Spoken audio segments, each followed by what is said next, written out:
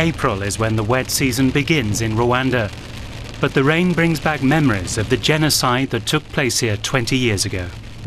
Starting in April 1994, at least 800,000 people were murdered in just 100 days. 2 decades on, Rwandans are still dealing with the atrocity.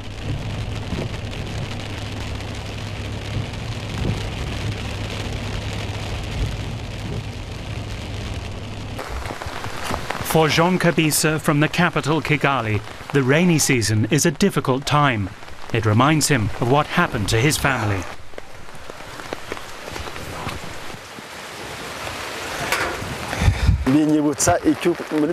The rain makes me think of having to run away during the genocide in April 1994, says Jean. I had to hide in the forest. Those who survived were completely exposed to the rain. We didn't know how to protect ourselves against it.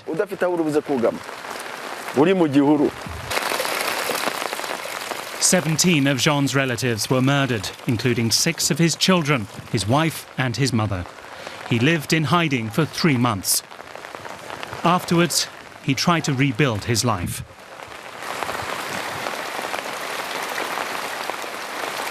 I put this house up after the genocide, he says.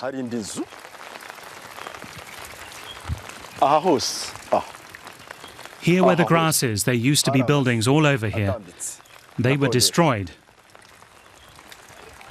The ones up there I built from scratch after the genocide. 20 years on, Jean still can't imagine reconciliation with those responsible. Up until 2 years ago, people would throw stones at his house. Those who murdered his family and burned his property are in jail, but their relatives live all around him.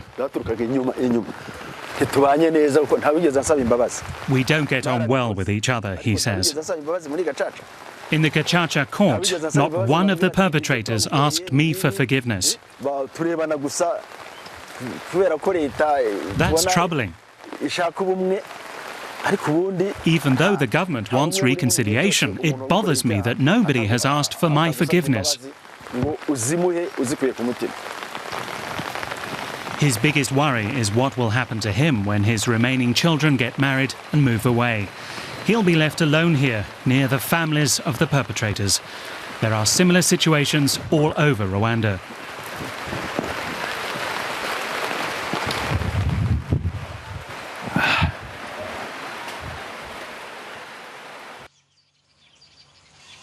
This is the church in Neomata, 30 kilometers south of Kigali.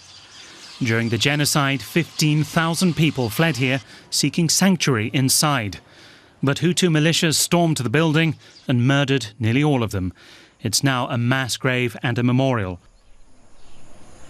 There are 45,000 people interred beneath the church. Remains of those killed in 1994 are still being found in the area. When they are discovered, they're brought here.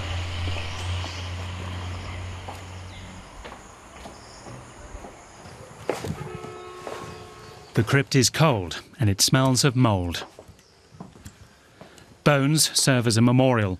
Their message is that the crime shouldn't be forgotten or denied and should never happen again. Some of the skulls reveal how crude the weapons were that were used against the victims.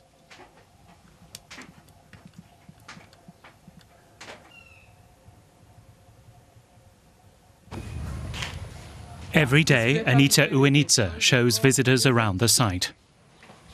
They cut this door because it original gate to this church, and the hunter does to finish them by everything, every weapons. You see, for example, use the grenade dust to open. In the roof, you see the fragment from this grenade. I think you see how they cut the door and just to enter. The people. Yeah. Inside the church, we have the clothes of victims. Most of the massacres during the genocide took place in Catholic churches. Hundreds of thousands of people fled to their priests, thinking the clergy would protect them. But many of them were simply handed over to mobs. In some places, the murders went on for days. Church altars became places of execution.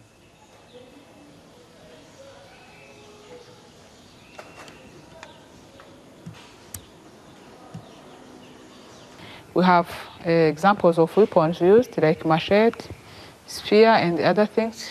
Just use that to kill the people. We have the rosary, former ID, for showing how former government identified the person by tribe. You see Hutu, Tutsi, and Twa here. The brutality that took place inside the church left its marks here.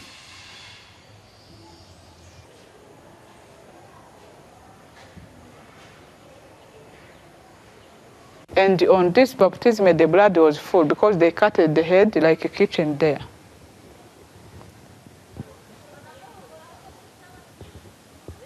This is the side of children's. After I used the many bomb inside the church and the other things just to finish them, they take the baby everywhere here in this church and smash them against the wall in this side. You see the blood on this wall? There were so many here on this wall. The government is still trying to foster reconciliation. On an official level, it no longer makes any distinction between Hutus and Tutsis. We've travelled to Nyanza in the country's south, once the seat of the Rwandan monarchy. Today it lies on a main thoroughfare for traffic to neighbouring Burundi. Most people here live off the land, and as in other places, victims and perpetrators live side by side.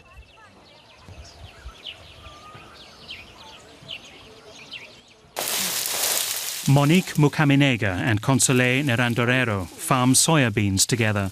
It's a remarkable partnership. Console's husband was convicted of playing a part in the genocide. In 1994, he looted Monique's parents' house. Despite this, the two get on well together. But it wasn't always like that.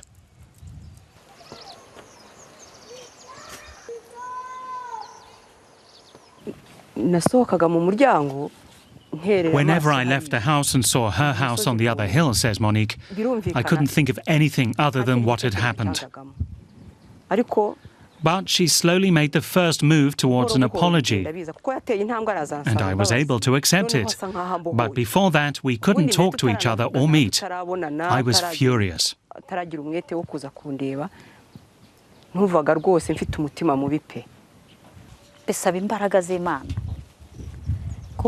You need God's help to say sorry, says Console. I asked myself for a long time how I could approach the victims of this horrible situation. When I first came, she was washing clothes outside her house. She brought me a chair. Even though it took us a lot of time, she made me welcome, and we sat together and talked. Now things are fine between us. As well as an apology, Console has also given Monique some compensation.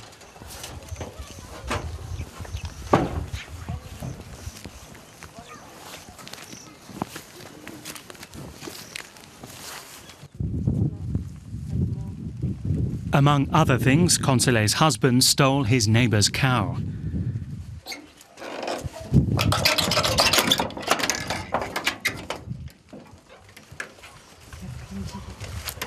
Console wanted to make it up to Monique. Her cow was pregnant, so she gave Monique the calf.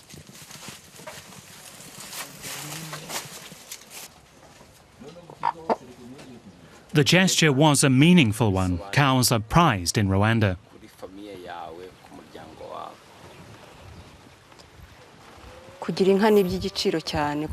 Having a cow is very important for us, says Monique. In our culture, cows bring a lot of advantages. Every family has to have a cow. Without a cow, you don't have milk. You don't have dung to put on the fields. For us, a cow is a sign of prosperity.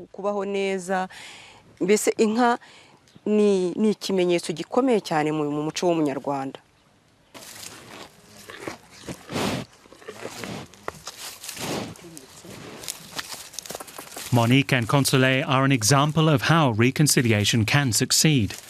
The neighbours now live happily together without the need for court verdicts or government directives. Still, it wasn't easy for Monique to forgive.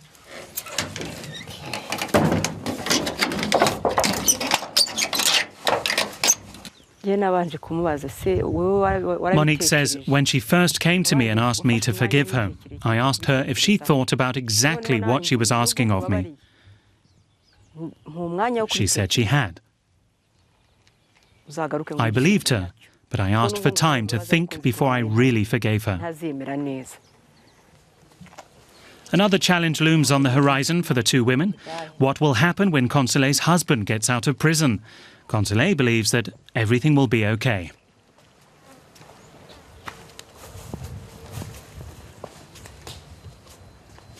Consolee says that he too will ask for forgiveness and that he said it was the right thing for her to give Monique the cow. Back in Kigali, many people are proud of how far Rwanda has come in the reconciliation process over the last 2 decades.